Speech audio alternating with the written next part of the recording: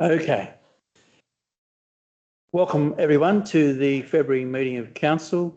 Particularly warm welcome to those in the public gallery, those attending online.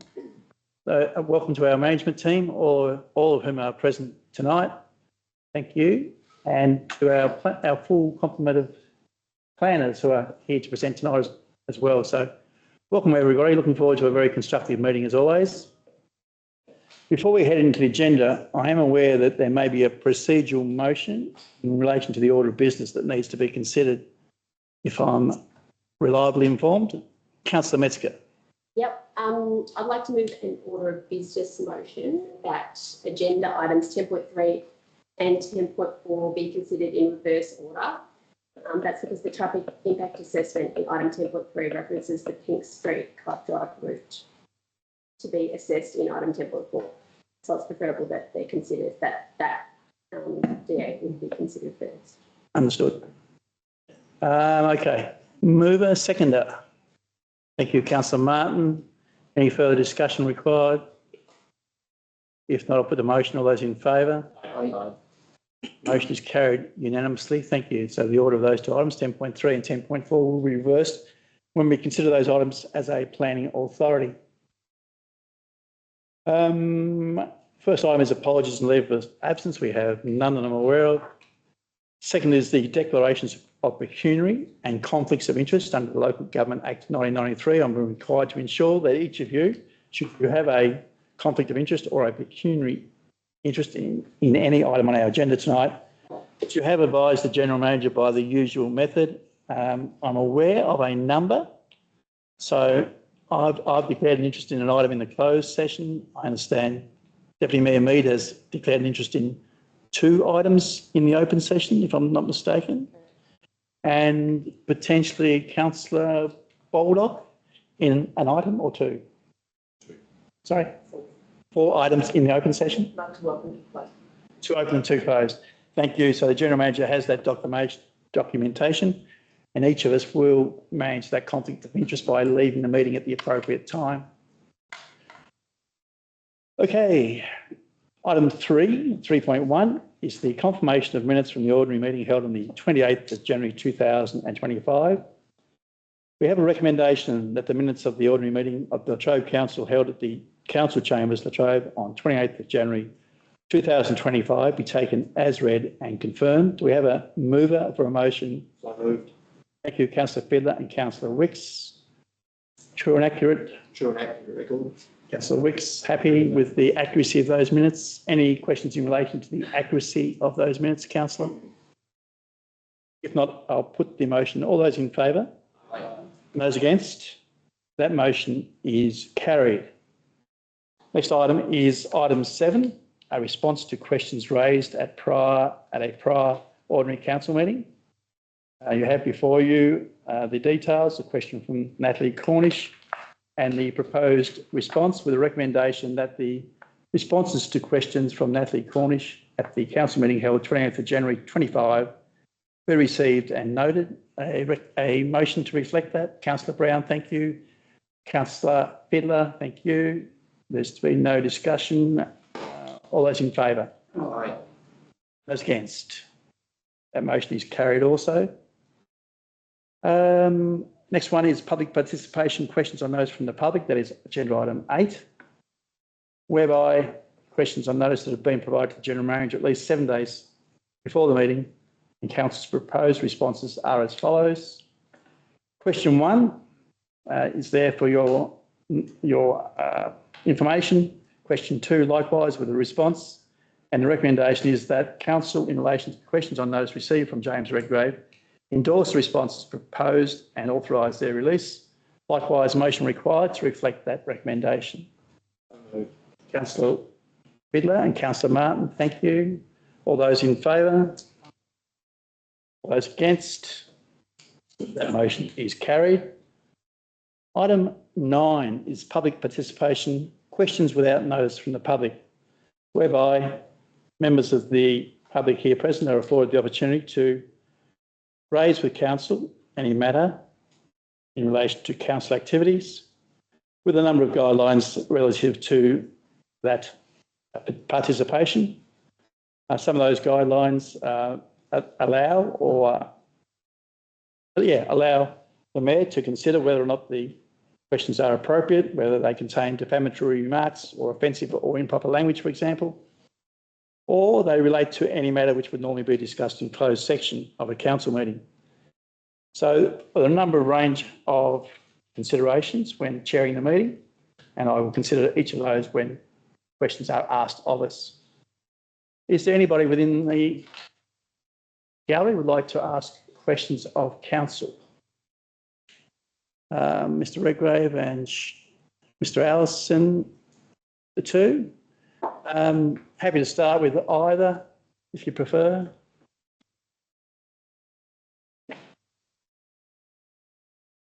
If you would name and the matter on which you wish to address council. Allison, Port Sorell. I have two questions tonight. At Thursday night's Port Sorell Community Information Night, the Mayor made the following three comments. Community safety is paramount.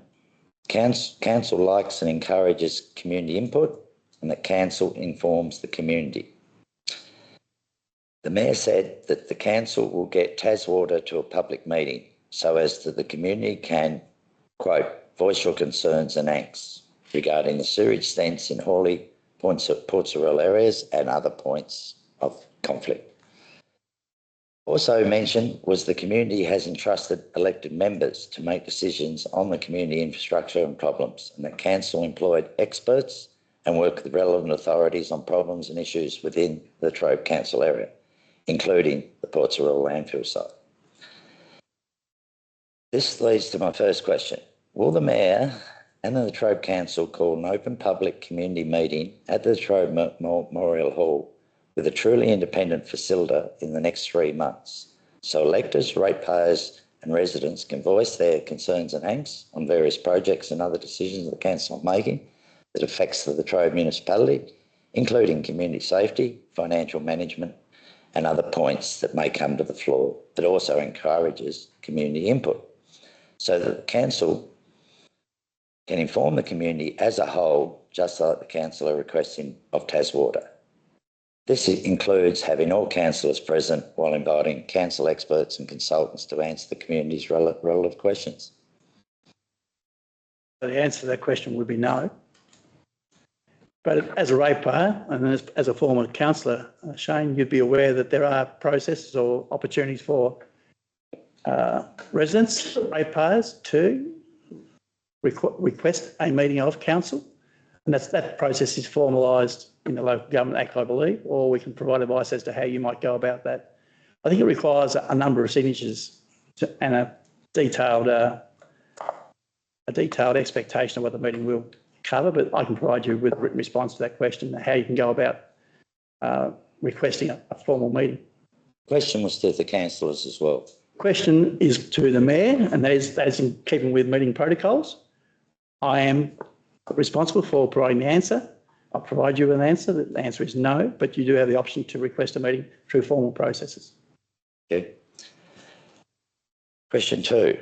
As the electors of a whole municipal area elects the Mayor, Deputy Mayor and councillors, and is voting for council elections is compulsory for all electors, one would presume that all successful candidates in the council elections would be public servants, wouldn't we?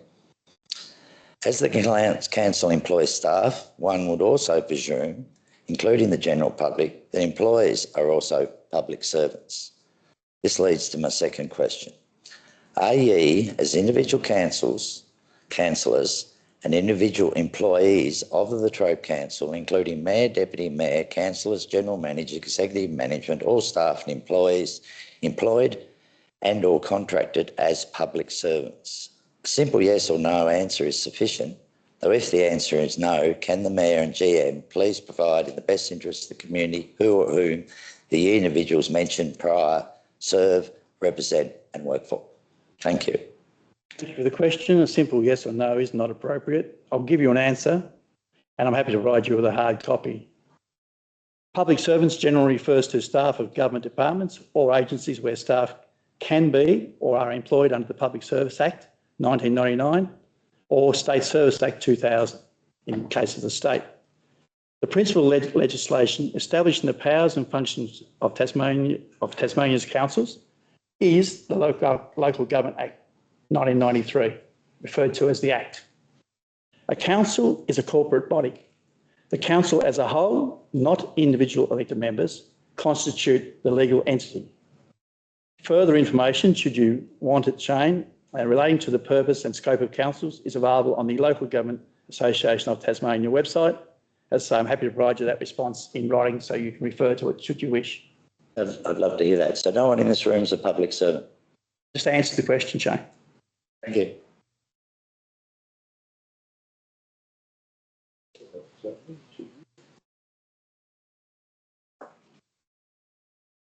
Mr. Redgrave. Mr. Mayor, yeah, James Redgrave. Okay, so I'll just, question 2 will be abbreviated. Might as well abbreviate question 1. May I please have a copy of the DSI completed in 2018 on the Port Sorell tip? Question 2. What is Council's plan to rehabilitate the old tip site at Port Sorell to ensure the community's human health risks are minimised and ongoing environmental risks are mitigated to ensure future generations are safe? Thank you. So, the response to question 1 is as follows. And it refers not only to the question but to the preamble which was provided to Council earlier today. A reply to the 17th of February 2025 email has since been sent confirming the following. As noted in a follow-up correspondence to you from the Director of the EPA on the 18th of December 2024, referring to the 15th of December 2024 correspondence you are referring to in your question and preamble that we were provided with. That is, the detailed site investigation has not, and this is a quote from that email, the detailed site investigation has not been published on the Latrobe Council's website and therefore has not been made publicly available. Therefore, we are unable to provide you with the document you are incorrectly referencing as publicly available. Further, with a focus and our clear intent on keeping the community informed of our progress, we have made publicly available on our website the following. A detailed site investigation, commonly referred to as DSIs, of the former Shearwater landfill, including extensive investigation of surface water, groundwater, landfill gas and leachate, and soil quality. Seepage emerging from the ground formed part of the investigation, which included groundwater beneath the residential and recreational areas to the east of the former landfill site. The investigation spanned more than 2 years and included testing of a network of monitoring bores and surface water in the creeks and drainage lines. The contaminants detected in surface water and groundwater bores were included in a human health and ecological risk assessment to assess potential risks to people and ecology near the former landfill site. The assessment concluded there was low and acceptable risk posed by the surface water and groundwater beneath the residential and recreational areas east of the former landfill site, including the golf club and beaches. The Environmental Protection Authority, who noted that the investigation of the former landfill was thorough and demonstrated substantial investigative works to better understand the environmental and human health risks of the historic landfilling activities. The EPA also noted that sound mitigation and management options were presented in the DSI to reduce these risks both now and in the future, which included future groundwater testing to monitor risks. Council will continue to work with the Environmental Protection Authority in relation to the former landfill site, including any priority actions, investigations and monitoring. This will better enable Council to progress the future development of the area as a passive recreation space for community use and to ensure that any future notices which may be needed to be issued for the site are well informed. I'll provide this response to you by way of email. Question 2 relates to our plans to rehabilitate the old Ports Royal tip site. The response is Council's plan is to rehabilitate the site to enable the area to be utilised for passive recreational activities. The timing and method of site rehabilitation will ultimately be determined by the Environmental Protection Agency and will be informed by subject matter experts' reports, site investigations, current monitoring regimes and best practice rehabilitation practices consistent with specific site conditions, etc. Those are the answers. As I said, we will provide a hard copy to you, and Sarah, I'll provide those to you as well for inclusion in the agenda, the minutes. Thank you for the questions. For the record, Mr Mayor, do you have a conflict of interest with Jack Group? Again, you are authorised by the letter of intent that you signed to ask 2 questions. It's nice that you breached that agreement so you can have a pop shot in a public meeting and have it on the record. But again, James, if you have any complaints, as I said to you previously, please refer them to the Minister, to the Director of Local Government, and you're open to do that. You after the meeting. So happy for you to have that assessed by an independent, for you to have it assessed by the Director or the Minister, no problem. Thank you. For those questions, I believe that's the end of public question time, unless there's anybody else present who would like to ask a question of Council. Next item on the agenda is item 10, where Council sits as a planning authority in accordance with clause 25(1) of the Local Government Meeting Procedures and Regulations 2015. I advise that Council will now act as a planning authority, and in that capacity we will consider item 10.1, a development application at 15 Links Court. And if I can quickly flick to the recommendation. Recommendation is contained in page 23 of our agenda, quite detailed with endorsed plans, outbuildings, environmental usage and stormwater components. They are there. For those who have a copy of the agenda, they're there in the agenda for you to consider. Likewise, they're available online where the agenda is made available to those members of the public who wish to access that. Recommendation is clear for councillors. Do we have a mover and seconder for a motion to reflect the recommendation? I'll move it. Councillor Sims and Councillor Fiddler. I'll ask Karen for discussion or run through it with us. So, as is normal practice here at Latrobe Council, we have a statutory planning officer to present to Council to answer any questions. In this case, that's Caleb. Thank you for the work you've done thus far, Caleb, and looking forward to your presentation. Good afternoon, everyone. Today we have an application for an outbuilding 15 Links in Shearwater. So the outbuilding is located on the,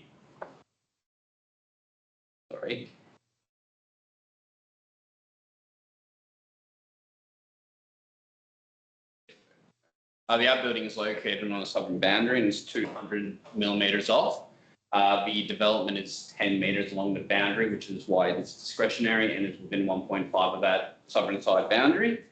As you can see here, the outbuilding has been designed to sort of stagger in terms of height, with the smaller section immediately adjacent to the southern boundary to assist in minimising the visual bulk of the proposal. As part of the application, a overshadowing diagram was provided to demonstrate the impacts on that southern adjoining property. As you can see there's some overshadowing of the northern part of that dwelling, and it has full solar access from 12 p.m. onwards. On a review of the adjoining property, it was found that that area is a ensuite and a master bedroom. The planning scheme doesn't consider bedrooms as habitable rooms. However, even if it were to be, it wouldn't be considered as an unreasonable loss of sunlight due to receiving full solar access in the afternoon. And then I've just got another diagram there which shows the impacts on the 22nd of December, which are minimal. So yeah, that was the discretion involved with this application. The main concerns for this were in regards to loss of sunlight to the living bedroom and deck area. As shown in the overshadowing diagram there, taken on the 21st of June, which is the shortest day of the year, the impacts are limited to those morning hours.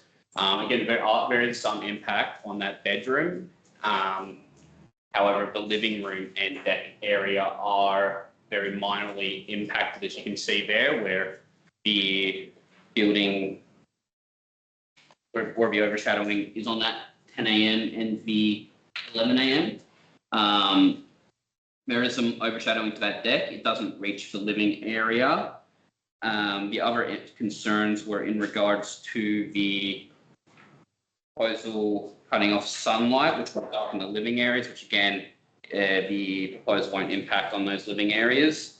Loss of warmth due to sunlight.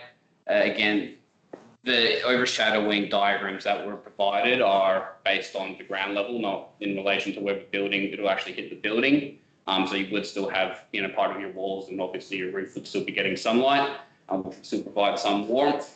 And then another concern was the impact on property value, which the planning scheme has no consideration of. Were there any questions? Mover and seconder first, if we could, please. Councillor Sim. No, I'm happy with the recommendation and subject to the following conditions that you put on that development. So, there you go. Thank you. Councillor Fiddler. Likewise, I'm happy with the recommendation. Question around the table. Can I ask if... Councillor Martin. Sorry, and it's probably not an appropriate question, I'm not certain. However... I'll let you know. Where the proposed shed is to be located, would it make a difference if it was just brought into alignment with the property that it's going to be built next to, not the neighbour's property, but if it was turned?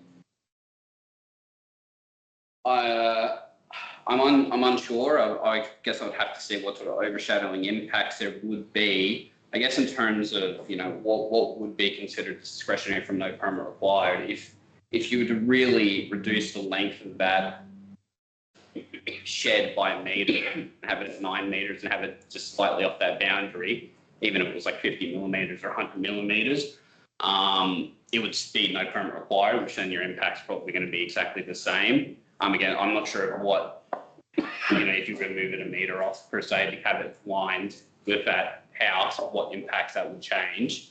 It might be that it's very minor. I'd say most of your impacts are on that private open space, which again, the adjoining property does have a lot of private open space to the east, and their deck isn't really impacted significantly from the location of that shed. So, or our building, sorry. So if you were to move it, you're probably still looking at mostly impacts on that private open space directly north of their deck, the adjoining deck. So yeah, it's hard to say if you were to move that shed, what sort of impacts there would be on that adjoining property without seeing sort of, diagrams and that sort of thing. Thank you for trying to answer that question, but the assessment's been done on the DA as it's been presented. I understand the intent of the question, but thank you for that assistance, Caleb. Are there any other questions? Councillor Metzger. She's called me Mr. Metzger. Councillor. Mr. Metzger. Sorry. Next time. Can you just bring up the one with the shadowing, like worst case scenario on the day? Yep. Yeah. So just in the representation, it did mention it's going to overshadow the living area. Yep. So where is the living area located? It's kind of hard to say because I can't point that far high up, but It's jutting out. that's where the deck is, and it's a roof deck, which I think is why they've shown it as that. On there, the living room is further set back into the house. Yeah. So there may be some sort of minor impacts on that living space. However, again, this is taken from your ground, like it's shown from the ground with the overshadowing. So the impacts on the house aren't going to be quite as what they're shown there. So I believe the deck is minorly elevated, which probably wouldn't make much difference in regards to the overshadowing. But again, even if so the deck's under the roof line. Yeah, it is. Yeah, so it's a covered deck. Yeah. But In terms of impact on, if there were to be any impact on that living area, it would be for an hour of that day, if that. Do have a mouse if you need it. Okay. I've been cautioned about using it because it might cause a technical issue. Reward. Thank you for that. Other questions? If not, I'll put the motion. All those in favour? And those against? Motion is carried, and we thank you, Caleb, for that report. Next item is, sorry.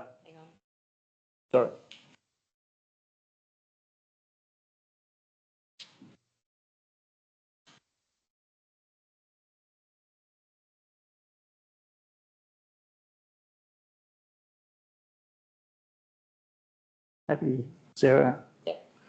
Okay, next item to be considered by the planning authorities, 10.2, which is a development application at 11 Blackwood Avenue, Latrobe, for a proposed 48 lot subdivision and road. The recommendation, and I won't read it, it's a number of pages, quite a lot of conditions to apply. Councillors have that information, and likewise it's on the agenda, printed or online. Do we have a mover and seconder for the motion as outlined in the recommendation? Councillor Metzger, thank you, and Councillor Wicks. Councillor Metzger, I'm assuming you would defer to our statutory planner, in this case, Andrew Newton. Welcome, Andrew. Thank you, councillors. Good evening, everyone.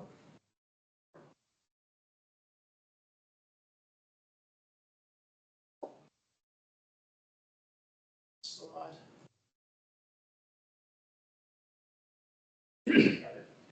Next few items on the planning authority agenda are a number of subdivisions. First one to consider is 11 Blackwood Avenue in Latrobe. So an application proposing 48 lots of the provision of a road. This land has been zoned for residential purposes for quite some time, so it is pleasing to see development of this site and this application received this evening. So there was a minor subdivision conducted a couple of years ago adjacent to the existing dwelling on the site. So you note on the aerial imagery here, you should be able to see my mouse just up there. There's a vacant land parcel just on the corner of that loop road that's proposed. There is a dwelling that's now constructed in that location, plus the existing house that we can see on the aerial. The existing outbuildings that are located on that site are proposed to be demolished to facilitate the proposed subdivision. As mentioned, 48 lots, varying in size, around the 450 square metre mark, up to 2,400 square metres, so a variety of lots to facilitate both single and multiple dwelling development. Obviously, in addition to the road, associated infrastructure proposed to service that development. Stormwater is also proposed to be connected not only into the existing infrastructure to the south of the site through Spring Grove, but also under the Bass Highway to the west to connect to Latrobe Creek to provide additional capacity and disposal of stormwater. As the slide just does catch up, there's a number of slides in this PowerPoint presentation this evening, so we'll be probably struggling to bring that up. In terms of the discretions for this proposal this evening, just stop sharing just so I can refresh that.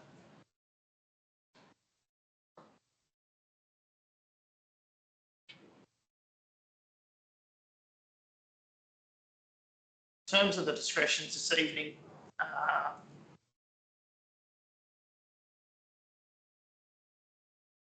terms of discretions, I've brought them up on the screen now. And this is obviously why the application is discretionary before us this evening. Some of the lots proposed as part of this application have a frontage width of less than 12 metres. This is important to consider in terms of vehicular access to that lot, especially for lots that may have potential for multiple dwelling development. They require a minimum access width of 6 metres. These lots are back on the Bass Highway, unlikely to be developed for multiple dwelling development because of the attenuation distance needed from the Bass Highway corridor.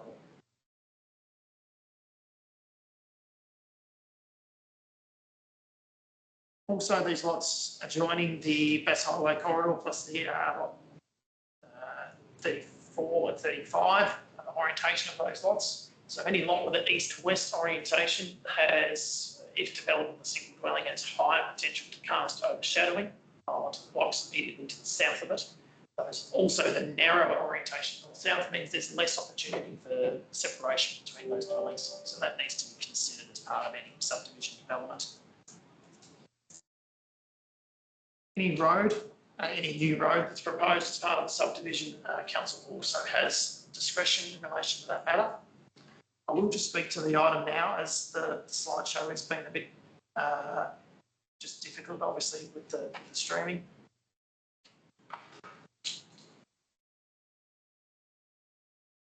Yeah, speak to that item.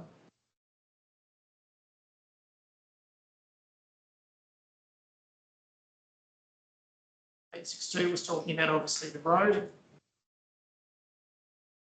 We also have a couple of discretions in relation to subdivisions within 50 metres of the Bass Highway.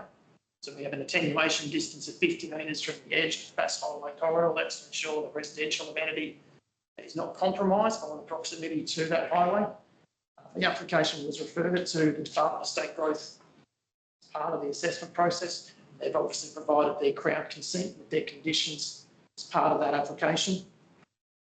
The remaining two clauses are in relation to the Natural Assets Code. That predominantly relates to the stormwater discharge point into Latrobe Creek. There is some native vegetation that needs to be removed to facilitate that stormwater work, as well as the actual erosion and sediment control considerations for the works within that watercourse protection area. I do apologise, the slides weren't working with the presentation. I do assume, based on the slide, number of slides that online's just struggling with that. Maybe I'll bring up the slides one by one if needed, but welcome to take any questions or queries at this point. So as per normal, mover and seconder. First, any questions? Yep, sure. Councillor Metzger.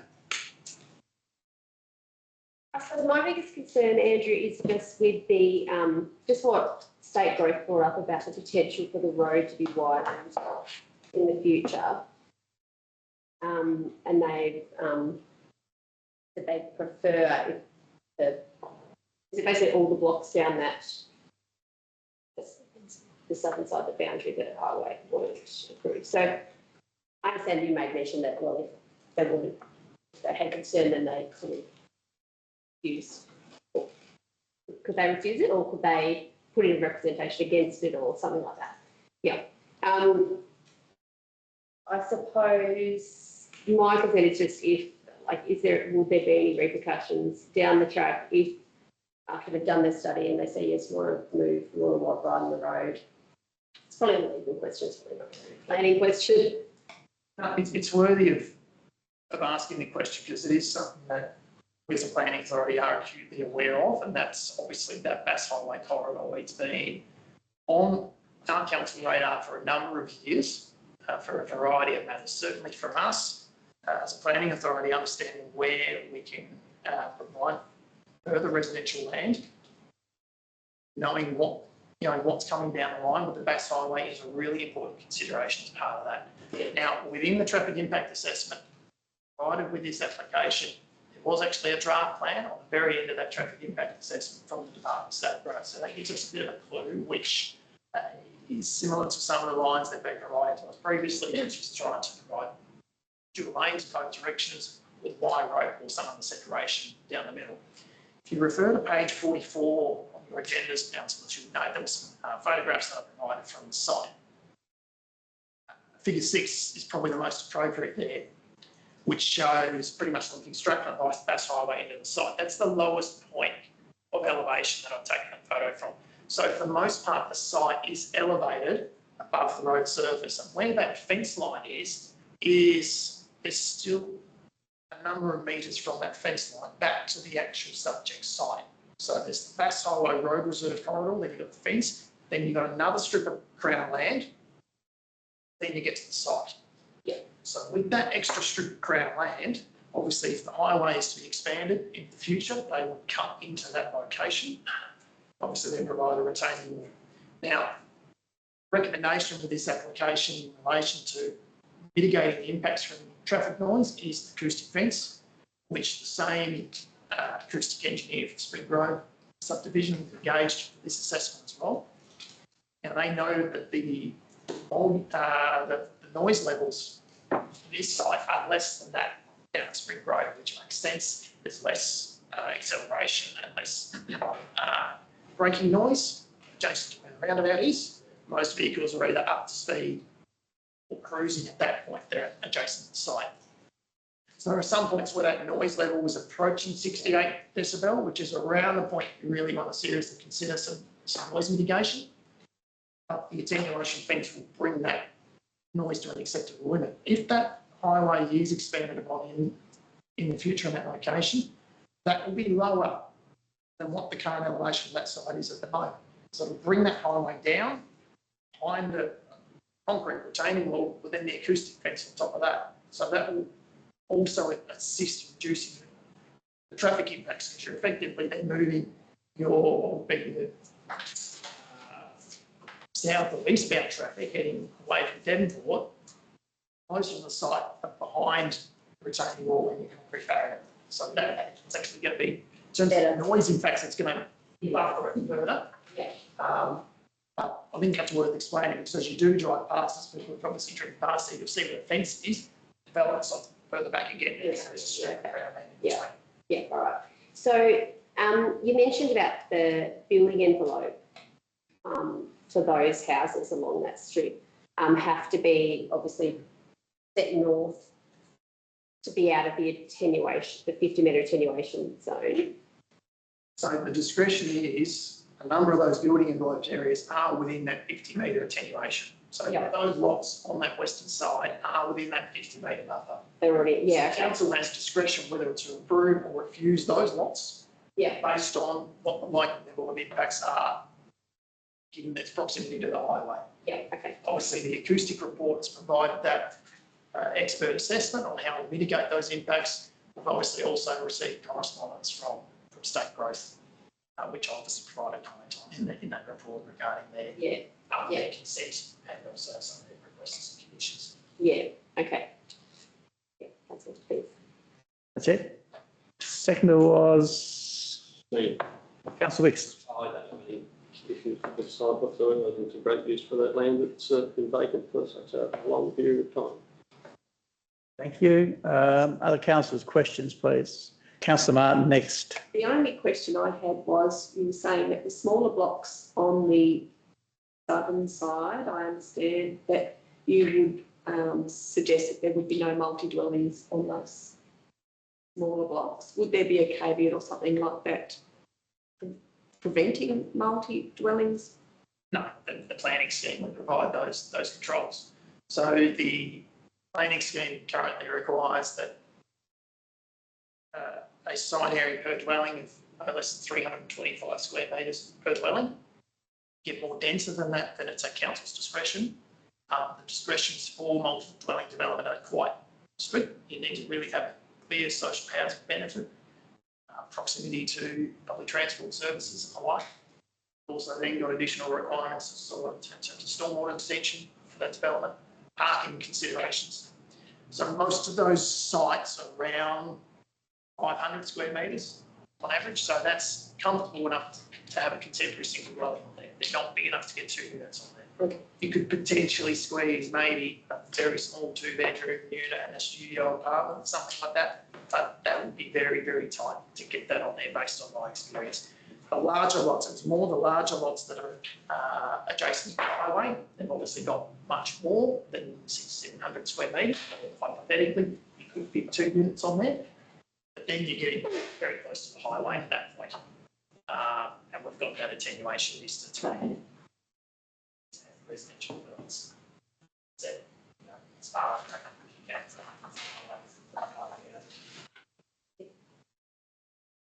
Any other questions? If I may, Andrew, a couple of questions from me.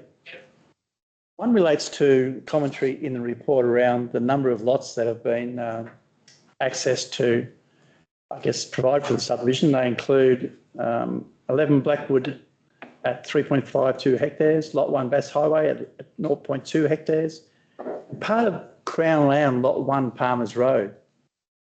My question relates to the Crown Land component particularly. I assumed, and I'd like some clarification around, in terms of the overall development, where is that Lot 1 Palmers Road, the 1.1 of a hectare that's been accessed for the development of the subdivision? Yep. So if we We've look got a plan there showing titles so the titles in blue. share screen, which will be back to page 44 of the agenda. Share screen. Okay. Yeah. Page 44 of the agenda. Obviously, our main site, 11 Blackpool Avenue, is that main site in the middle, excluding the existing residents, which we can see on that updated area there. We can see that's the new dwelling that was developed. We have then 2 land parcels. Yep. Just refresh me again on Which one's the state growth? The 0.2 of a hectare? That's the one to the south. Sorry, the Crown. Crown land is the one to the south. So a portion of that is proposed to be developed. So effectively that means, if I then scroll back up on the agenda, and we have a look at lot 11. You can see the portion of the Crown land there. So there's a strip of that Crown land that's proposed to be developed purely for the provision of an infrastructure easement to connect through to Spring Road. I guess my question, more so my concern relates to the disconnect between state growth and Crown Land Services in relation to subdivisional development more broadly and their consideration of the overall need for the highway alignment. You know, on one hand, they're selling land to facilitate subdivision. On the other hand, they are raising concerns around the development as such. And if only the two state government entities would work collaboratively, then they may be able to better articulate their concerns. Having said that, I will also have a question which I might need Jonathan to respond to, if that's okay. But again, I'll pose it to you. It relates to stormwater and particularly the pipe required under the Bass Highway, Jonathan, which is, according to the report, sized at 500 millimetres external diameter. And then there's reference in the report to the capacity of that pipe and then the requirement for detention on site. My question really is about how that requirement for detention is triggered and when. I clearly understand the intent, but it's about how and when that detention is triggered. And yeah, if you wouldn't mind. I've worded in that if the capacity of the downstream system, either that's already installed or that's going to be installed, can't cater for this subdivision fully developed, then on-site detention is required. So I suspect in this instance there will be works done to facilitate the transfer of that water down to Kings Creek rather than trying to detain it on site, because there is no publicly available land formed within that. The other side of detention storage is, I think I've mentioned before, effectively that's part of a much larger catchment and it goes to essentially an open drain network from Kings Creek.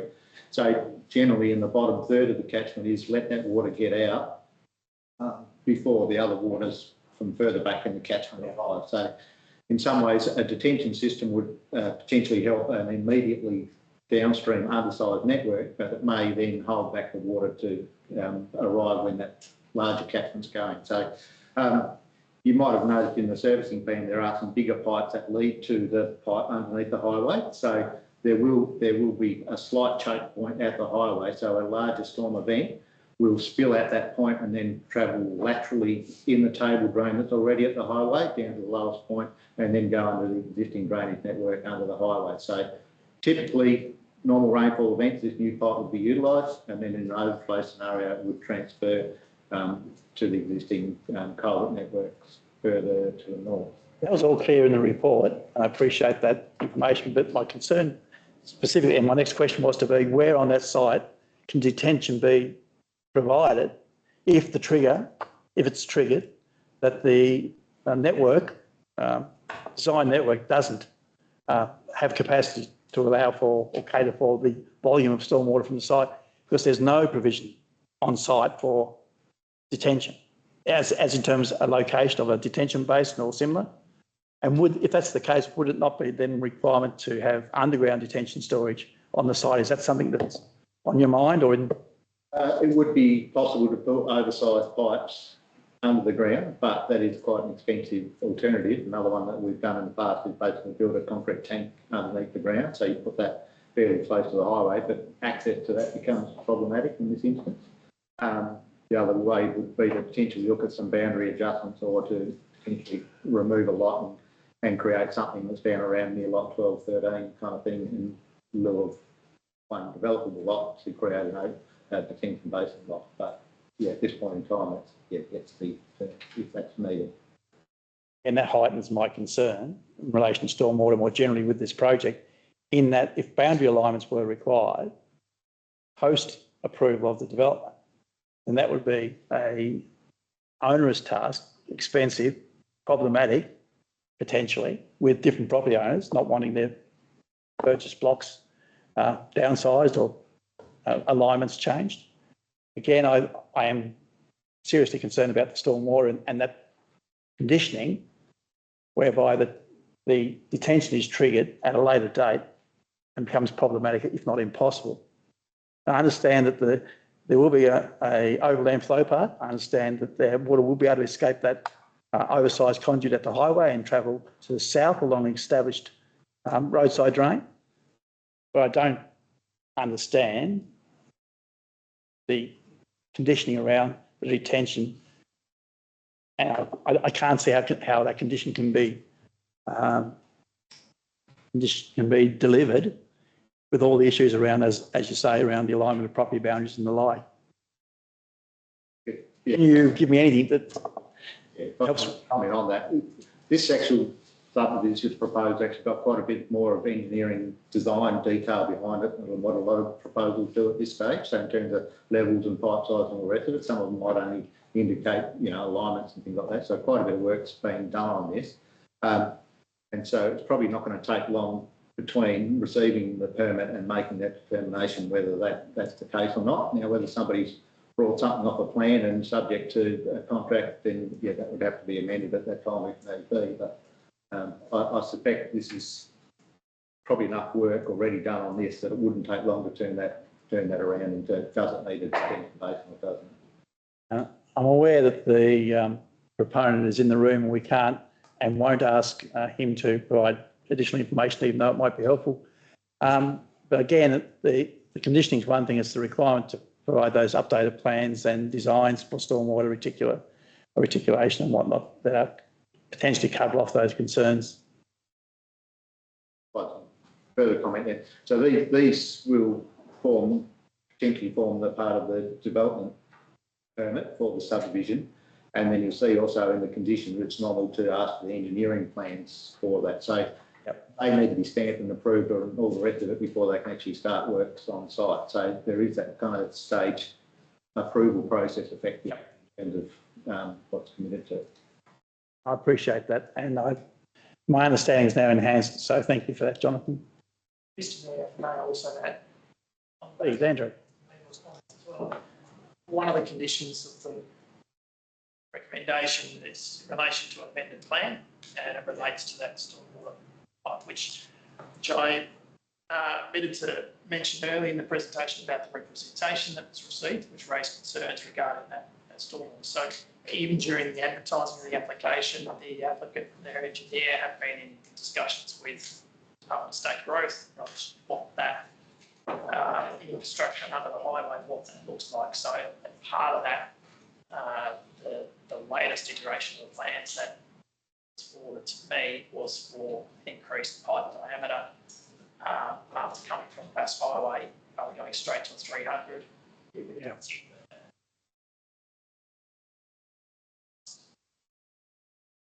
Yeah.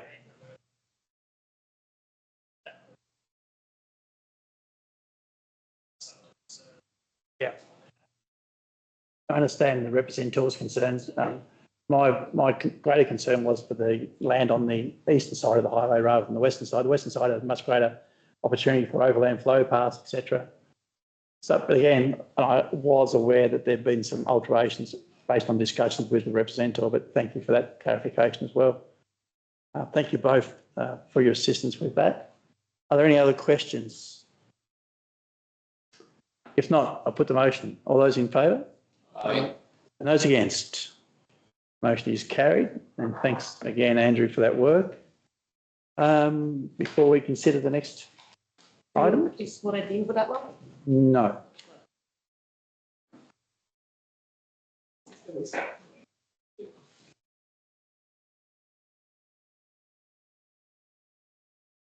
So in keeping with the motion from Councillor Metzger, prior to the meeting commencing, we'll now deal with 10.4, which is Lot 4, Hawkhill Road, Shearwater, proposed subdivision for formation of a road.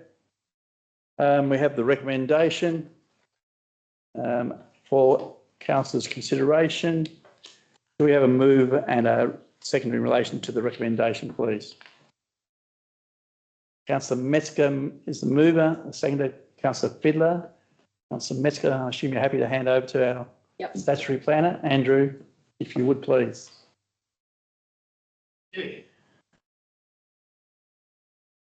And I've since made some tweaks to the slideshow, so we will see if it presents a little bit smoother this time around. The Lot 4 Hawkhill Road, this application is for subdivision, creation of a road. Now, in terms of its location, it's a significantly sized site to west of the Grove Aged Care Facility in Shearwater.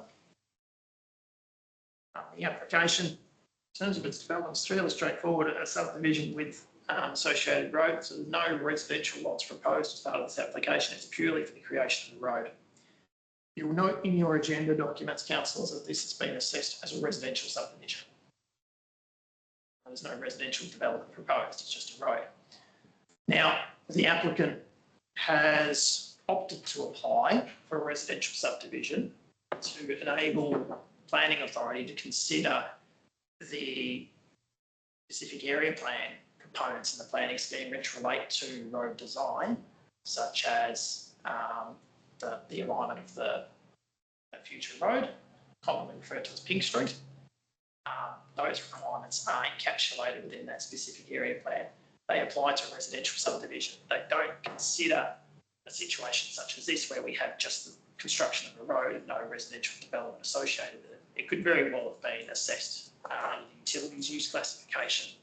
That would have been as a more orthodox assessment, but in this case, residential has been selected, which enables us as a planning authority to continue to consider those requirements for the Pink Street formation to ensure that's compliant with our specific area plan. In terms of discretions for this development, as mentioned before, it's a subdivision with a road, so we've got discretion in that case. In road discretion, at the discretion of the planning authority. It is a rural road at this point. It's not proposed to be constructed to urban standard, which further emphasises the fact there's no dwellings proposed as part of the application. It's purely a road with rural table drains associated with that. Clause 7 is our natural assets code. And this clause and this code applies given the development proposers works in and within the waterway protection area of the watercourse that runs through that site and the small dam, which I've highlighted in blue there. There's also a priority vegetation area which covers around the area of that small dam. And there is the photo of the dam in the bottom of that slide there, as well as the context in that upper part of the image that's looking northwest back towards Club Drive. Now, as part of that assessment, the planning authority did request further information from the applicant in relation to natural values or the impact to that watercourse, because there is records of green gold frog, which is a vulnerable species, being recorded and cited in that area. Now, the developer has opted to propose to reroute that road and a draft plan has been forwarded to the planning authority. Now, in terms of the conditions of approval, we as a planning authority are required to endorse documents that were advertised as part of the application process. We cannot endorse this amended plan because that was not publicly exhibited as part of the assessment process. Hence, there is an amended plan condition to require that road to be relocated outside of the biodiversity area.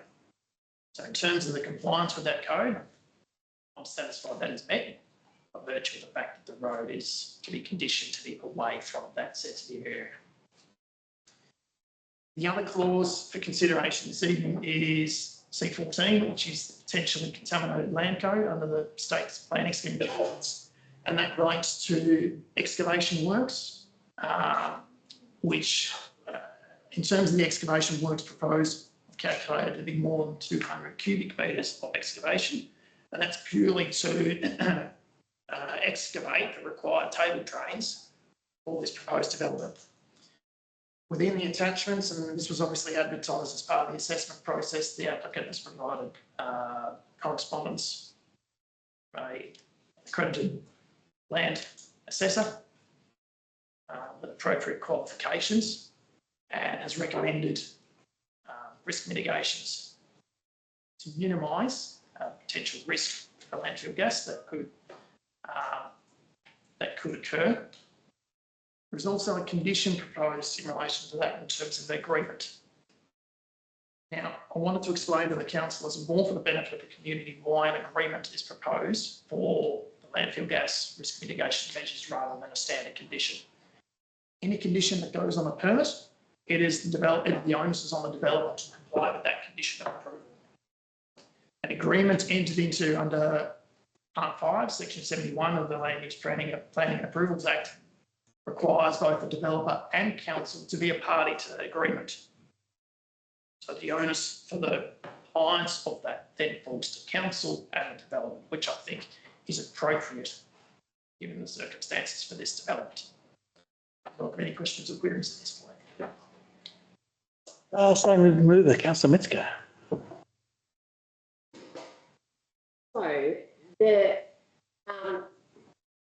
So with the realignment that's been suggested, how does that change then the assessment, like the whole development assessment by you? As far as all the other, like obviously it complies with those environmental codes, but how does it change anything else? So in terms of a residential subdivision, it makes very little difference. Okay. You've got two lots either side of the road. Yep. In terms of the residential standards for subdivision, can you build a house on either of those lots? Quite easily. Yeah. In terms of the site area, so comfortably meets that. In terms of the variation change, council, when we consider amending conditions that change a development from what was originally considered, generally we can consider minor changes. An extreme example: if someone applied for a two-storey dwelling, couldn't knock the top storey off and just approve a single dwelling. That's quite a substantial change from what was originally advertised. In essence, this is still very much the same development. It's just the road and the alignment of that road changes slightly to avoid give that the dam and the watercourse there a little bit more of a buffer. Yeah. Yeah. No. So I did consider that as part of the assessment to go, okay, is that something that we can do? Really, there were two options: either can it meet the requirements as an amended plan condition, does it go too far, or is it still within the bounds of a minor change? Other than that, you'd be looking to submit a fresh application and re-advertise. I'm comfortable it's a minor change. Yeah, okay. The second question is, when the consultant did the assessment as far as the contaminated soil is concerned, was that based on the original alignment or was that on the new alignment? So it would have been based on the original alignment. Now, in that assessment, the main area of concern that the consultants highlighted on is at the point where that road meets Club Drive. That was the key area of concern that they highlighted in that report. So that area still remains the same. Yeah. It's still going to meet Club Drive. It's still within that vicinity. The conditions of approval in terms of that landfill gas risk mitigation will apply regardless of where that road is going to go. Okay. Given obviously that site, Yeah, the environmental investigation notice that's over that site. okay. I suppose I'm just concerned because the consultant has said that subject to no changes in the proposed road design, the construction and use of the road will not result in any landfill gas risks to its users. So would their recommendations still stand, do you think, now that the road design has? My interpretation of that in terms of the design of the road, i.e. how it is constructed. So in this case, the road is very much on top of the earth. There's no excavation proposed. There's no curb and channel. There's no underground infrastructure. It's very much light on the top of the surface to minimise the amount of excavation. So my interpretation of that, the assessment is the design of that road, i.e. how it's constructed, okay. And as I said, in any case, the developer is based on the conditions that are within that permit. Obviously, it's a site that needs to be respected. It needs to be developed with care. It's not an orthodox site. Yeah. So that's why the conditions are in place there. Obviously, as was highlighted by the Mayor this evening, the risk has been considered to be acceptable into low levels. It's not to say there's no risk, though. That's why those conditions and recommendations are in place and why that risk assessment was undertaken. Thank you. Second to councillor Fiddler. I'm quite happy with the recommendations, and I thank Andrew for his explanations tonight too. Councillor Fiddler, others, contributions, questions? Councillor Martin. Just ask a question around, there will be no curving and channeling around that road for the reasons that you just outlined. What will be the issue then with directing water from that road or in time to come, so we don't have the same problem that we've encountered elsewhere with water becoming problematic in the Shearwater area? Yep, okay. So obviously the road does have swell drains, open stormwater drains inside of that road. And they will direct that water to the watercourse that's to the north. Club Drive itself also drains into that watercourse before it then enters the pipe network to go further down the catchment. So in terms of the stormwater that will be generated from the development, obviously we've got a length of road there, but we're not talking about the amount of stormwater that would be generated from residential development where you have a large percentage of impervious surface over what was previously vegetated site. So I think if I understand your question correctly in terms of stormwater generated from this development, the table drains as proposed would be adequate to cater for the stormwater generated off the road surface. Water that still is natural overland flow is still going to go where it goes through catchment, i.e. where it flow north into the existing creek, or if it's on the southern side of the site, it will flow to the watercourse southern part of the site, which we'll consider with the next agenda item. In terms of future development, i.e. residential dwellings on that site, it's effectively a rural road that's proposed as part of this assessment.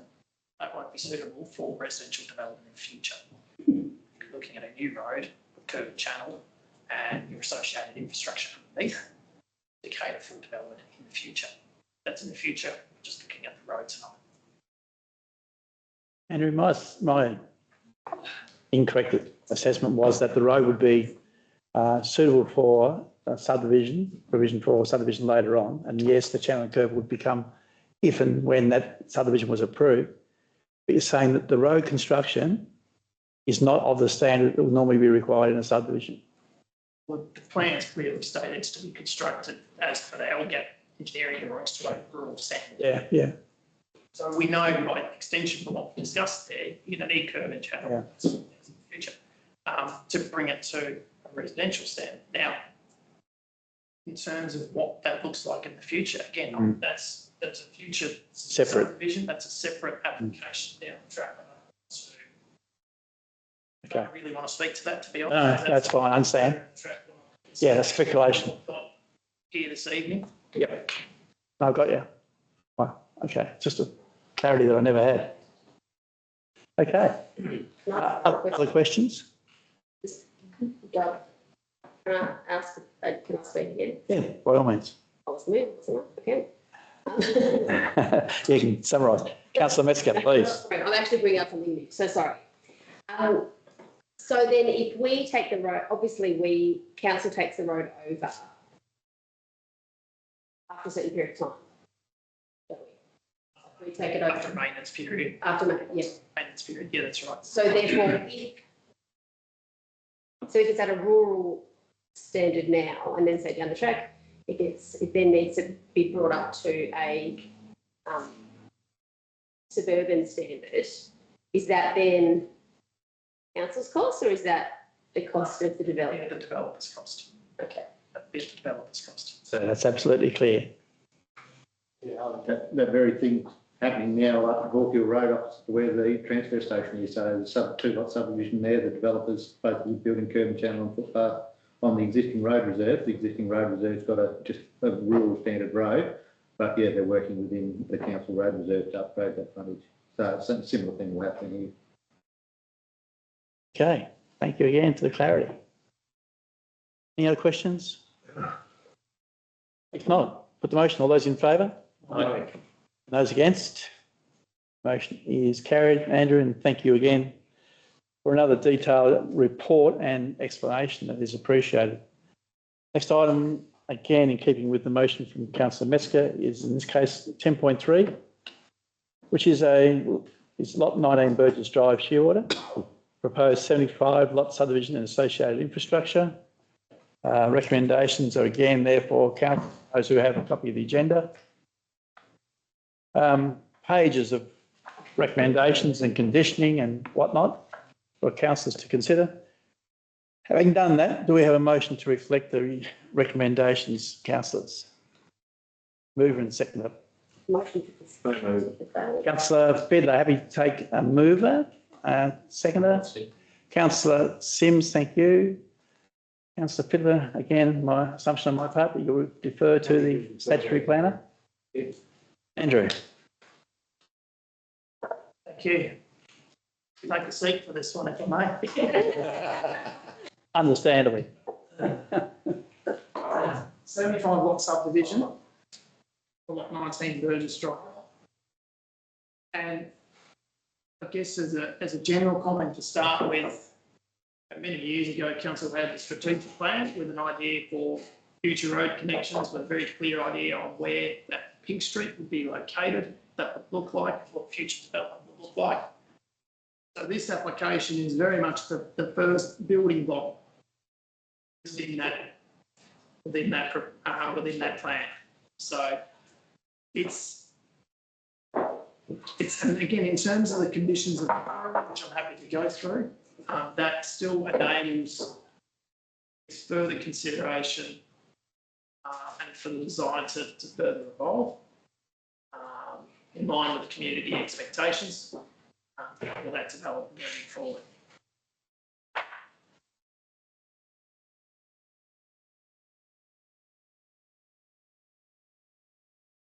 Stop sharing, because again, that's going to be difficult going through that.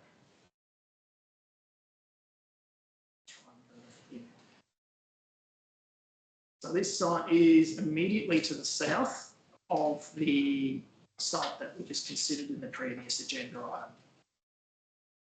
It is zoned general residential, so it does this obviously zoned appropriately for residential development. See a plan of a layout of the lots of subdivision here. Most lots are around 500 to 600 square metres in site area. There are some larger lots which could hypothetically support multiple dwelling development. There is also a large amount of infrastructure proposed to facilitate this development. So stormwater is probably the key portion of the infrastructure required to facilitate this development. Given the capacity of infrastructure and natural water courses within the catchment further downstream, there is a requirement for detention for this site. And it's important to consider this site obviously providing that detention and stormwater capacity, but also noting that there are other areas zoned for residential development that may very well flow through this detention basin in the future. In simple terms, which I'm sure Mr. Mager will be able to provide further clarity into, effectively the infrastructure for this site is increased in size to provide capacity for stormwater detention, not only within the site, but also that detention basin which is proposed on the adjoining land to the north, adjacent to the development. Just confirmation of the zoning there, which confirms the residential zoning for the site. Number of discretions for this proposal, which I will run through. So in terms of 861, the first criteria, one lot, lot 43, is less than the minimum site area of 450 square metres. So you have discretion in relation to that to consider, okay, suitable to provide development. There's no easements or other constraints for that proposed lot, so I'm comfortable a single dwelling could be constructed on that site. 861 talks about lots with a frontage width of less than 12 metres. They're highlighted red on that plan, predominantly those that are at the corners of sites or internal lots.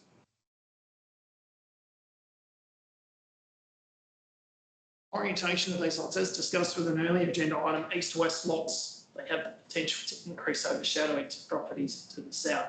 This is one that I did take a bit of time on, given some of these lots, especially down the western flank, are slightly narrower than, say, your 20-metre frontage, so that's considered carefully as part of this assessment. New roads, as we discussed, council's discretion with any roads, and obviously that also ties into our specific area plan in relation to those road cross-sections designed specifically for that so-called Pig Street extension. The specific area plan also has a number of discretions in relation to the staging of that subdivision, and it strongly comes back to the provision of stormwater infrastructure. So that specific area plan clause I've highlighted there is really asking the question, okay, is this subdivision going to be staged in a way that stormwater infrastructure can be adequately and appropriately provided to service the development? There's a number of conditions and obviously stormwater assessments that have been provided to answer that very question. 86 performance criteria 3 more relates down to a lot by lot basis rather than a whole subdivision, about the layout of those lots and building areas. A lot of that assessment is now undertaken through planning scheme provisions, especially for multiple dwelling type development, which is where you would expect increased impervious surfaces more than 2/3 the site. So generally the stormwater assessment has assumed 66% impervious surface as part of the calculations. Clause 9 relates to an attenuation code, so any new residential use within use or activity that has a high level of emissions, whether that be noise or smell or what have you. In this case, there is a metal fabrication business which is listed in that attenuation code. Acceptable distance is 500 metres. So any subdivision or residential use within that 500 metre attenuation is at council's discretion. I'm very satisfied, and given the accompanying report that was provided with the application, don't see any issues based on that metal fabrication site that's there impacting the residential development. There were a number of representations received as part of this application, which I have obviously just summarised here, but obviously that they've also been considered as part of this assessment. Stormwater is obviously a concern that was raised consistently through the representations. This is a site that council has been, in terms of undertaking site stormwater investigations, not only for this site but the catchment broadly. So we have an acute understanding of stormwater requirements for this area. Also concerns about natural values for that site, mitigation buffers for amenity. Some queries regarding the proposed road and road connections. There's also a query relating to road connections to the land immediately to the west of the development. There is an amended plan condition related to that, which effectively deletes one lot to provide a road connection to land to the west. Provided a thorough assessment on the appropriateness to include that condition. And some other concerns there relating to infrastructure as well. We welcome any questions or queries from councillors regarding this development. Thank you, Andrew. An extensive report by any measure. So again, thank you for that. Questions from the floor? Councillor Fiddler, I think, as mover. What a extensive report. Had the time to read through, but I'm happy to accept the recommendations. Thank you, Councillor Sims. Yeah, the question about the traffic movement says it's going to be increased to Burgess Way and also Alexander Street. It's mentioned in the report that the contribution towards future roadworks for the junction, would it make sense to work on the roundabout now before there's an impact of a greater amount of traffic coming from that subdivision, which it won't impact straight away, it will take some time before it builds up. But aren't we putting the cart before the horse? Like, I feel that the roundabout should be worked on now rather than later when there's a greater impact of traffic. That's my bug about that, because that intersection now, it's just so awkward and hard to, get out of into and that sort of thing. It's a real impact. And If you want to respond in the first place, Andrew, then I'll respond in the first instance. Primarily, in terms of developer contributions, ordinarily council has the discretion normally to allow those where they immediately interact with council's infrastructure. This is a good more than 500 metres away from the site. That's the first comment I'll make in relation to that. And the second comment is in relation to the background about, well, council as a road authority, and obviously as council, there's ability to consider that as a budget item, as I understand, which I'm happy to provide to Mr Mayor and any others who want to make further comment on that. I understand. That's what I was sort of alluding to when I said in the first instance, because I absolutely understand and accept the concern, but also understand that's a budget consideration as much as anything should be considered in that context, despite the fact we have a planning application which does impact on that intersection. But a good explanation in terms of the distance from the development. Again, that's the opportunity coming up, starting the process tonight with a workshop, the budget process.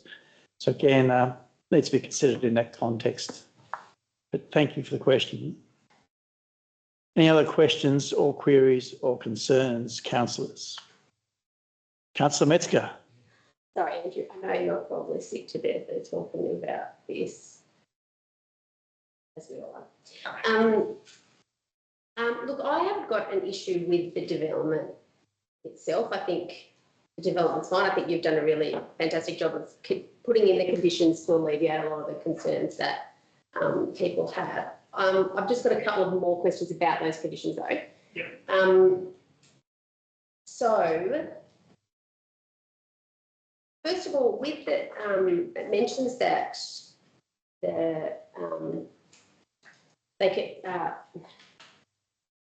condition about the stormwater flow for the southern blocks, and that can't be going where it's proposed to go. You propose it goes to a detention basin to the east, and it says that the overland, what is it called? The pre-development bushland flow rate shouldn't be any more than, so the post-development should be any more than pre. Like, how is that measured? How do you actually quantify what the pre-development one is? In terms of how it's measured, it's probably a question. Manager of Infrastructure and Assets, Mr Magor might be best placed to respond.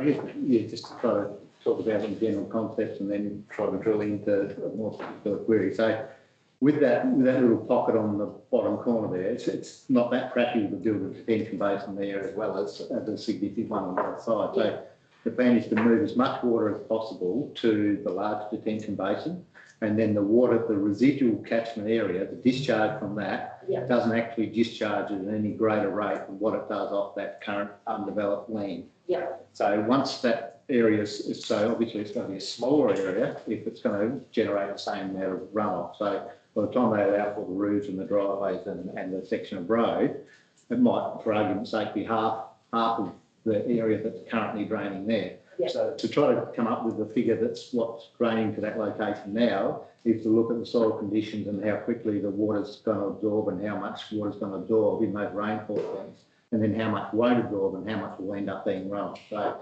in that sort of natural state, the bushland state, there's less runoff than obviously once roofed and concreted and all the rest of it. So probably picked up a figure of 66% through the report about future development. So that's what would be used to assess that little pocket that remains. So that at 6% impervious, the flow rate off that should equal the flow rate off, or should be no greater than the flow rate off that pre-development state, so the current state. Yeah. Which obviously means it's got to be a smaller area, hence moving as much as possible across to the detention basin. Right. Yes. Okay. Yeah. Got it. Thank you. So you said we're not really sure if we can, if the fall is sufficient enough for it to go into that detention basin to the east. So the context for the council, so they want to have a look at that. So the assessment was page 230, the agenda with the diagram on 231. So, and based on the contours to get the fall along the southern part of those southern lots over the council infrastructure to the east, obviously that was a bit that wasn't looked into detail based on the application proposing directly to drain to the south natural drainage line. Yeah. Now, obviously with that condition, I liaised with council's infrastructure and assets team and also liaised with the developer saying this is something that's been identified. Is this something that can be rectified by condition? Which both parties have indicated to me that yes, it can be. There should be provision to get enough fall. It should work. And that's based on engineers and consultants giving me that advice. Okay. Now, I could very well take that and go, yep, happy with that, condition it accordingly. But if it doesn't, for whatever reason, that is why there's a second part portion to that condition requiring, okay, if it can't go there, there's literally nowhere else the water can go other than south, which would need to be dedicated stormwater infrastructure, which would be beyond the scope of what that permit would allow, and that's where that agreement requirement is discussed within that part of the assessment. Okay. And that's purely to ensure that if the development is approved here this evening, then for whatever reason that those southern lots aren't able to put that forward to connect, it still provides an opportunity to provide an alternative solution, which has been discussed within that report. Okay. And who would pay for that? Is that the developer's cost then? If so, Plan B doesn't work. If they do have to go into the southern, that'll be Correct. their So body. that's where, in terms of provision of infrastructure, under the Urban Drainage Act, council has a responsibility to provide stormwater infrastructure.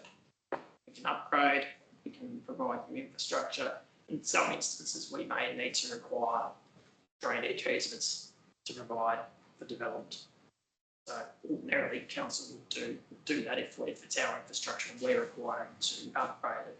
In this case, the agreement, because it's based on the development, to be undertaken by the developer, that's where the agreement requires that cost to be borne by the developer because it is their development they are looking to undertake.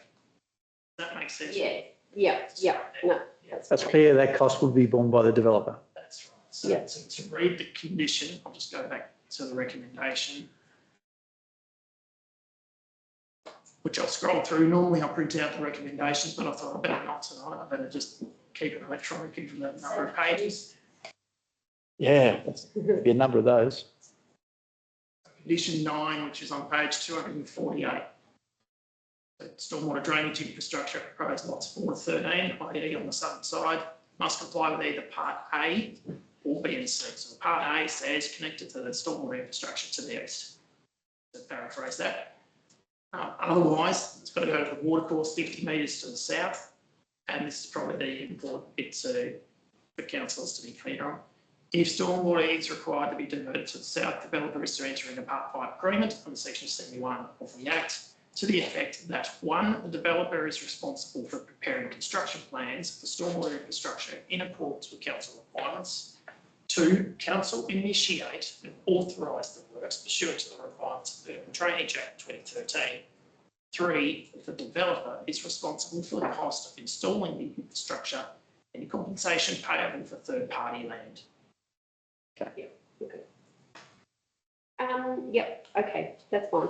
The last issue that I think's been raised, and it was raised when we did the workshop, was around the sewerage plant and the empirical evidence that the sewage plant isn't coping with the current sort of loads, let alone another 75 blocks. So I had a bit of a look on the Taswater website, and I'm aware, like, fully support. Taswater have said, yep, we can do it. But they do release a report that says an environmental impact report or something like that. What's it called? A sewage treatment plant annual environmental report. And for the 23-24 year, the compliance of that plant is pretty. So in terms of the planning scheme and our capacity as a planning authority, how and can that information be considered, or are we constrained by the referral and the response to and from Taswater? Taswater are the relevant entity who will obviously advise in relation to their sewage infrastructure. They provided consent for that development. The Water Sewage Industry Act. That's clearly legislated. We've got that referral. We as a planning authority are required to accept that and condition that as part of the permit. I understand the concerns that have been raised. Yeah. Even though Which council, obviously as your role as elected members, can explore, pursue. We're here as a planning authority. Yep. Submission.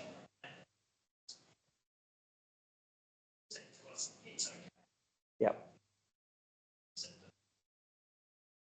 This is one of those distinctions between our role as elected members and our role as a planning authority. And we have to be very clear about those distinctions, despite the conflict is obvious. Their own conflict. They absolutely. Okay. Clarity around that. Thank you, Andrew. Other questions from on the floor within the council membership? Just, there's no others. I've got one relating to the conditioning, and it's in relation to the amended plans required. And it does refer to, in that conditioning, it refers to prior to the commencement of any works, amended plans must be submitted to the satisfaction of the General Manager, inclusive of the following amendments, and refers specifically to the West Road link, which is that additional road through whatever lot number it is to the Dorling land, I think it's referred to. But there is no reference in the amended plans required to reflect the suggested change to the alignment of the road to the north going towards Club Drive, which was the subject to the previous DA. So to me, when I look at that layout that you had up on the screen, the road, if it moves, will impact the alignment of the boundaries that are proposed in the DA as we see it now. And I understand how that can be adjusted, lot sizes changed, but again, should it be conditioned to include any realignment of the road to the north Or are you happy when it says inclusive of, that can be more than those things you've listed, but they are a must, but there are others changes that may be included in the amended plans. So the amended plan, that West Road link is purely that road connection to that west block. Understand? In terms of what we call the Pink Street line, north-south, we obviously have a planning scheme that dictates the alignment of that road, the width of that road, and where it's to run. Now, in terms of ensuring that those two roads line up, obviously this is where it's important in terms of developers, either side of their boundaries, and that's where obviously council is required to facilitate, in terms of where those roads are connect up. In this case, both lots are owned by the same developer. Advantageous. I would consider it a very unlikely, probably an implausible risk that an owner of two separate land titles is not going to marry up. Of course. To each other. But in any case, with the construction plans, obviously a planning permit with the plans associated with it is largely, it's not so much draft, but it gives us an idea of what is planned to be developed, where it is planning to go. There may still be some minor tweaks and changes in terms of those final design and engineering design tweaks and changes there. You can have some minor variations, especially with the subdivision, because you're working on a very large land area with a lot of complex matters. Ultimately, when construction plans come to the infrastructure and assets team, they're looking at those plans to ensure that that infrastructure is going to line up and it's going to be constructed to where it needs to go. So yeah, we've got that. Yeah, we've got checks and balances in place to ensure that infrastructure is provided appropriately. Yep. So, in terms of coming back to your question, in terms of the condition to require that road to connect to the lot to the north, I'm satisfied in this instance we don't need to go. I'm satisfied in that to not go to that detail. However, as a planning authority, the decision lies with you. And if you do want to explore a condition to that effect, understand. you've got the options. Yeah, amend the condition, but I don't. But again, I understand the provision of as-built documentation will reflect the change of alignment, but also any changes to or associated changes to the blocks either side of that new alignment. So of course they're going to make it work, and of course they're going to give you as-built documentation that reflects the changes. And to further emphasise the previous development that was considered with the realignment, the northern portion of the road, Yeah. the southern portion remained as per the original proposal. Okay. Any other questions? No, again, thank you, Andrew, for, again, the extensive report and your explanations. Really appreciate that. I know it's time away from your family, so that's appreciated as well. Having said that, I'll put the motion. All those in favour? Those against? That the minutes record that we have 2 votes against, that being Councillor Martin and Councillor Metzger. We have 3, 4, 5 in favour, and the motion is carried. And the voting is recorded as such with 7 councillors present, if I'm not mistaken. 5 for, 2 against, the motion is carried. Thank you again, Andrew, and members of the planning team. Really appreciate your input tonight in what was the extensive agenda for you and your manager. Okay, next item on our agenda. Sorry? Thank you. Yeah, the next motion needs to be that we cease to act as a planning authority and return to the open agenda. A mover and second to that effect, please. Councillor Wicks and Councillor Fiddler. All those in favour? Aye.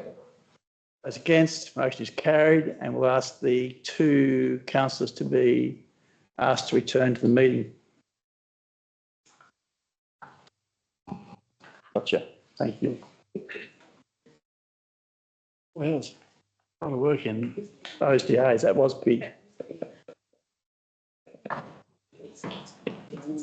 We had the 700 pages. It was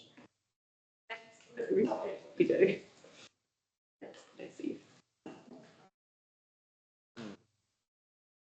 Still missing one. Do you have a feed? Do Sorry. you have a feed? No, it's not. Very good. No, we're on the record, what's up?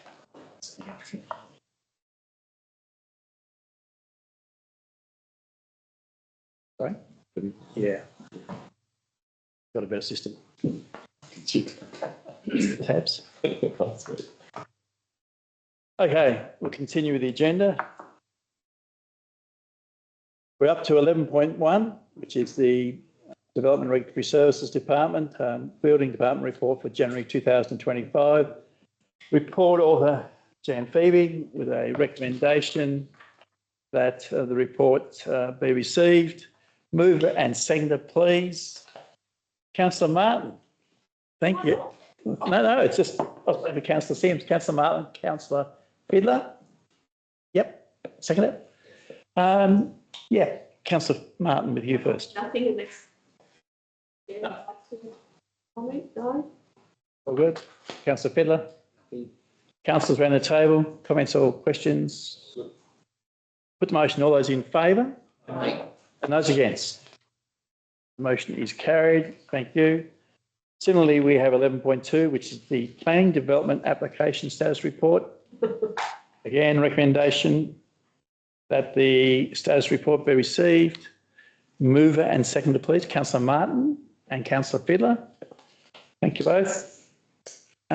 Queries or questions, Councillor Martin? No, nothing from me, thank you. Councillor Fiedler? Nothing either, it's all in the report. Thank you. Questions around the table? If not, I'll put the motion. All those in favour? Aye. And those against? Motion is carried. Item 12, which comes from the Office of the General Manager, that is 12.1, the Council Term Plan 2025-26. The report author is the General Manager himself, and recommendations are included on page 145 of the agenda that I have in front of me. I'm not sure if that aligns with your digital copy. We have a mover and a seconder, please. Yep. Councillor Metzger, thank you, and a seconder. Councillor Fiedler. Councillor Metzger. Is anyone speaking to this? You're happy to defer to the General Manager? Thought to my feed. Absolutely. So as we have had a couple of workshops on this, it's about the term plan for councillors. So this is looking to communicate to our community the priorities over the remainder of the term, and in the future we'll go through this early in the term of councillors to make sure we've got that 4-year view. However, for this one, with roughly 18 months left, it was about engaging with councillors to understand what we'll be working on over the remainder of that period.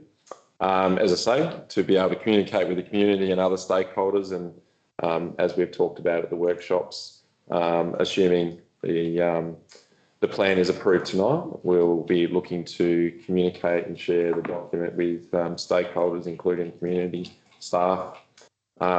As we've been through the budget process, we've also looked to this document to be able to draw items and make sure that our budget and annual plan will pick up those elements that are a priority for you. And we'll share obviously with other stakeholders like our neighbouring councillors, the Director of Local Government and other members, just so they understand what are the priorities for us over the remainder of the term. Thank you. Councillor Metzger, anything to add? Look, I found it really useful, and it was like a useful thing to do, and it was really good to learn what everyone else around the table, their priorities are, and I think that it was a good, I think it's a good practice run for maybe whoever's still here next term. Yeah. Just to sort of have that, because it was really challenging. I found it really challenging. I think we all found it really challenging, but I think now that we've done it once, we'll have a bit more of an idea next time we do it. But no, a very worthwhile process, and hopefully, we probably set a lot of things to do in 18 months, but if we can tick a few off, that'll be good. And planning and discussion around the next term of council, or the next council per se. with the general manager has very much included preparation for an early term opportunity to develop their term plan and to have that clearly articulated and shared. So for that 4-year term, there are goals and measures. And again, that piece around performance and consultation with the community, sharing what we intend to do as a council, and then holding us to account.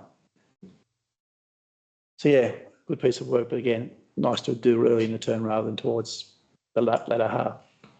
Councillor Fiddler, anything to add? More to add. Any contributions around the table? Was a lot of work went into it, I must admit. No? Happy? Okay, if that's the case, I'll put the motion. All those in favour? Aye. And those against? Motion is carried. And again, thank you everybody for your input. 13.2 is an agenda item relating to the amended 24-25 fees and charges. Sorry. Skipped one. Skip the most important one. Tabs.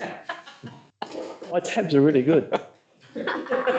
It's a tab, see, it wasn't. Intent is good. Yeah, it's me. 13.1 is the finance report, of course. Recommendation is that the report be received. Mover and seconder, please. Councillor Fiddler, thank you. A seconder, Councillor Metzger, thank you. Councillor Fiddler. I'd like to refer to Cameron if he's got any comments. No particular comments. Happy to take questions. As always, thank you, Cameron, and appreciate the team's efforts in preparing the report. Seconder, questions? That's me. No, not really. Everything's sort of on target. So, no. Okay, anyone around the table? Councillor Sims. I know comment on that, but just point of order. Did I miss something asleep with 11.1? Development of the building and stuff? Yeah, it's been. Yeah, you did miss it. You did miss it, and your colleague beside you moved both those agenda items. I was surprised. And you haven't done wrong. I was thinking something. Sorry. Thank you, Councillor Sims, and point of order is now clarified. And you've thrown me completely. Okay, queries and questions in relation to the finance report around the table. I was going to perhaps put it to our general manager to talk about how we're in future managing assets, and the squeaking point was one whereby that had a big impact on our deficit. So I just thought it would be good to look at how we're moving forward. General Manager, if you would, please. Yeah, I think the squeaking point one was in our annual report and talked about the write-off. And one of the things that we're looking to do is better understand, as we're putting our capital program together, the life remaining on assets that we're looking to renew. So part of our budget programming is having a look at those assets that we are looking to do work on, understand the life remaining and the value outstanding, and make sure that we bring them, I guess, to end of life in our books as much as they are on the ground.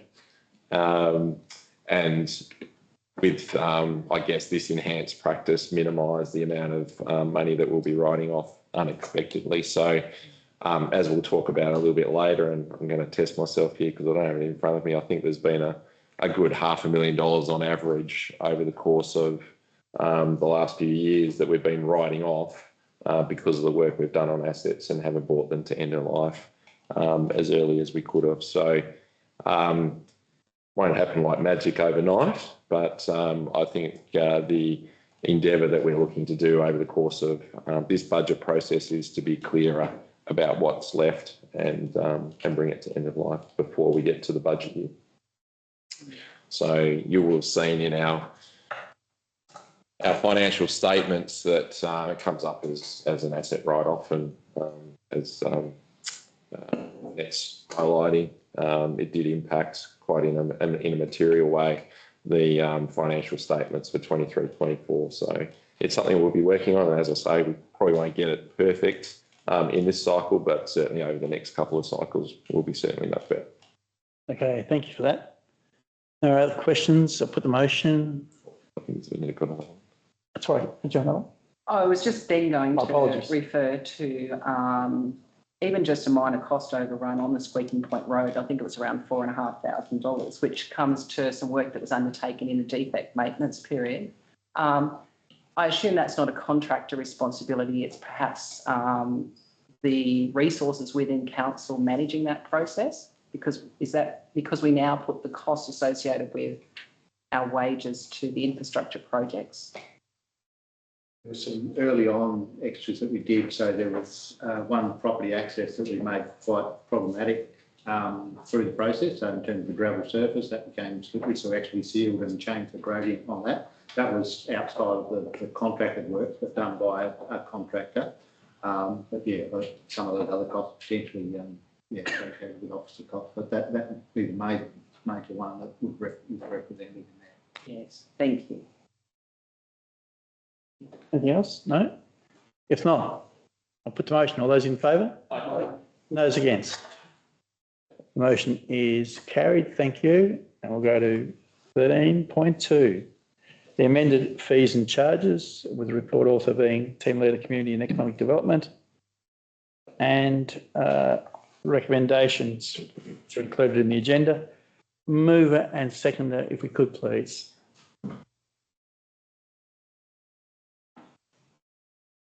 Councillor Wicks, thank you. And Councillor Yes. Fiddler, thank you. Councillor Wicks. But does anyone wish to speak to this one? Cameron, did you add? On it, obviously. Yes. If you would, please. To clarify, this came up from the Fortsrell Caravan Park Special Committee, and was a recommendation for council to remove the waitlist fee, as it was a disadvantage to council in administering the park. And we note that given that we were going to bring up fees and charges, it's an opportunity to add on a couple of fees and charges for the benefit of operations at Banksia. They relate to 10 fees, the bond and the FOIA fee. So of course, the bond's pretty self-explanatory as the value it adds to the organisation. Again, FOIA, it's a fantastic space, and it'd be wonderful to be able to hire that out. The two notions there is one, just to deal with the original recommendation, or two, given that we are opening up, we could deal with both of them. Obvious opportunity to include both those changes, so comfortable with that. Thank you. Queries or questions around the table?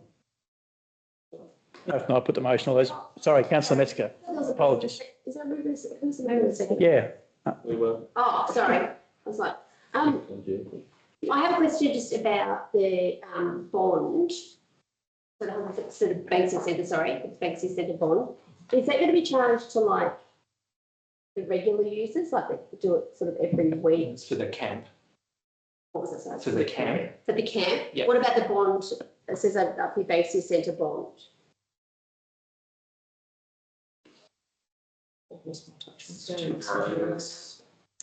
Fees and charges. Camp Banksia bond. I'm not aware of whether the bond is charged. I'd have to check the policy setting on that one, but that's in place at the moment. We're not amending that particular item. Oh, okay. The bond that's coming in would be for the Camp Banksia itself. Oh, okay. So we never had a bond for Camp Banksia before, did we? Let's bring that in. Yep. Yeah, right. Okay. Yeah, okay. Could we have for the, when you think about the exhibition space, the foyer exhibition space, is it possible to have like a longer duration rather than per hour? Like what sort of a thing, is that kind of for like a art show or something, or is it for somebody to, like for instance, the history group, they're not going to have to set up like a exhibition. Right, yes, okay. So if something was running in there for multiple days, no, that wasn't really the intent of that per se. So like the street display is just Yeah, okay. in that space. Yep. It's more so, yeah, for those other opportunities that could be added on to a booking when they're in the space. Oh, okay, yep, okay. Yeah, At one stage, Cameron, the intent was to have, for example, the Ports Royal History Group have an extensive display in the foyer to enhance the offering as we walk in. Again, that wouldn't be subject to an hourly rate, as Councillor Metzger is raising concerns. That's about a longer term arrangement. Okay. So this is an ad hoc usage of that space. Okay. Thank you for the clarification. Any other further questions? No? Okay. Put the motion, all those in favour? Aye. And those against? Motion is carried. Thank you.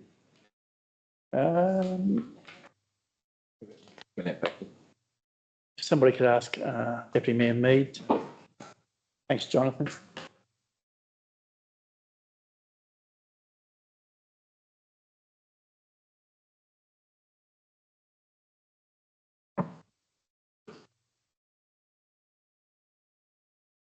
Okay.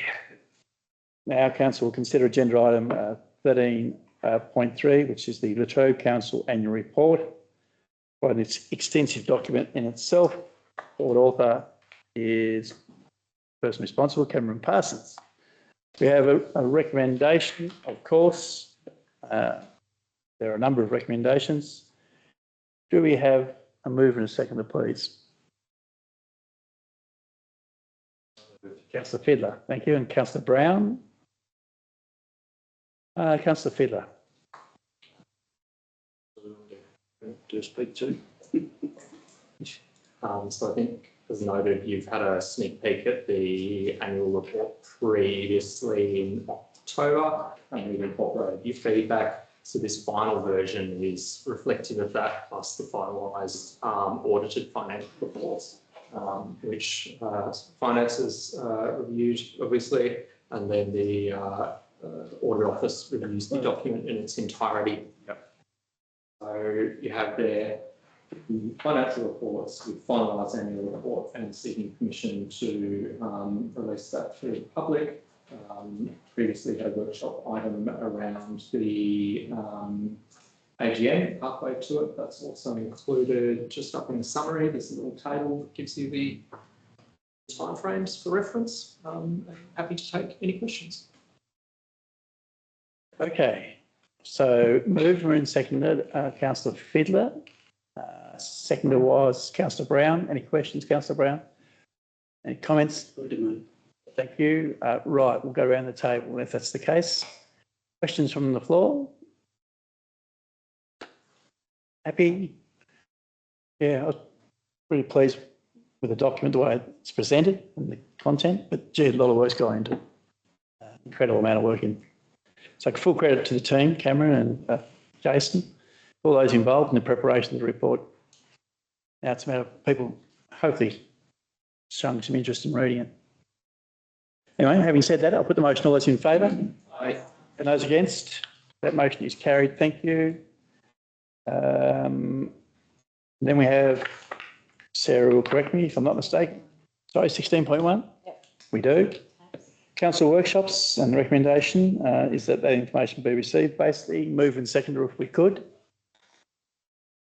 Councillor Martin, thank you, and Councillor Fiddler. Councillor Martin. straightforward, thank you. Yeah, it seems to be straightforward. Queries or questions, just in case? Deputy Mayor Mead. It's really good how the format has changed. Thank you for that. I do ask if there has been any updates since we last read it, if that could be coloured differently so that we can... I think you're up to it. Am I jumping again? It's really hard for me. Yeah, workshop. Council workshops? Oh, so sorry. I'm jumping again. No, that's okay. Not hoping it was moving in and out well. No, understandably. 16.1. Here's my high tech top if you want. Okay. Nothing to say about it. So good. Thank you for the comment, General Manager. Having said that, I'll put the motion. All those in favour? Aye. Those against? Motion is carried. 16.2 is the delegates' report. provided for your information and for transparency. Recommendation is that the report be received and noted. Do we have a move and second to that effect, please? Yep, happy to. Councillor Wicks, I did see the nod from the opposite side of the table. Is there a seconder? Yes. Thank you, Councillor Martin. Councillor Wicks. No comment, but Okay. both of you guys.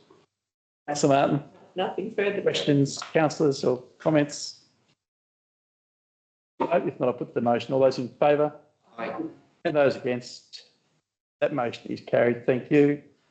Next, 16.3, which is the council decision status report. The recommendation that that be received. A mover and seconder, if we could, please.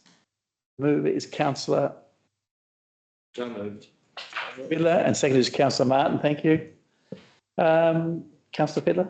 No, it's all in the report there. Councillor Martin? No, all good, thank you very much. Okay. Questions or queries? Deputy Mayor Mead. If we could actually have it highlighted or coloured in a different way, what has recently been added, because we're looking at this report every month, would be really helpful. Thank you. And also, we talk to particular items that are mentioned, and I'll go to the Bells Parade meeting. And it talks to a number of items, but not one that's specifically mentioned around the maintenance of the building. So can we just make sure that we are recording if those items are closed out? Yep. Clear? Yeah. No, Yep. definitely. Okay. Yeah. I think we might be doing that inconsistently. Yes, I think so, because I believe that we've asked and it's been answered previously. However, it hasn't been noted in the report, and we'll continue to ask that if we don't close it out. Fair call. Thank you for that. No other questions or queries? Contributions? If not, put the motion. All those in favour? And those against? That motion is carried. Thank you. And councillors, if I'm not mistaken, again, I believe next item